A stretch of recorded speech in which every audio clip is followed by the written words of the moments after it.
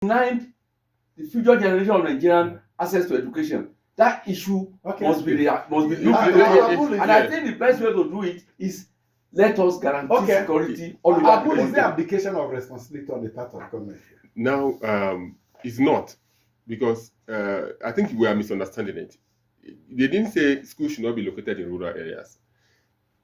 Far-reached areas, schools should not be located. You see some schools, if you are traveling between Abuja and Lokoja, you see a primary school in the center of nowhere.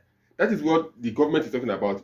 It should be sited where human beings, where there is already settlement. I disagree with you. Where there is settlement already. No community that doesn't deserve education. No, I'm saying schools located far off communities is what government is talking about. Schools have been closed down. This is the second time Adeba Abori is disagreeing with us. Today. With us.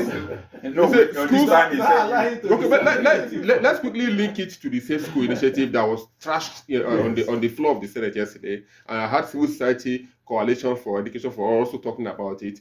In 2014, the Safe School initiative was launched. $20 million and so many monies were raised. And for school, for protection of schools, yes, they are supposed to be protected. In 2019, no, that the Safe School initiative was to protect schools wherever they are. Good. Now, beyond that, now the government is saying don't close down schools in those remote areas. We need to understand. Now, let me ask Abulu, what's the criteria for siting of school? Are there some people that will go to Sambisa Forest where there are no students, catchmen, exactly, to site schools? Don't they site schools where they believe there will be intakes? Where there are community already existing. That's where you site school. You don't site school far off. Schools that were sited far off then were boarding schools. So that to make for students to be able to concentrate in reading, so they don't have distraction. Yes, boarding schools. So I don't have distraction. It's boarding schools that were sited far off communities, so that they can be safe. But today, you have rural urban migration. The comprehensive college in Naga Kebbi, was it an isolated place that it was sited? Based on what the president has inferring from what he said, including the one in Papiri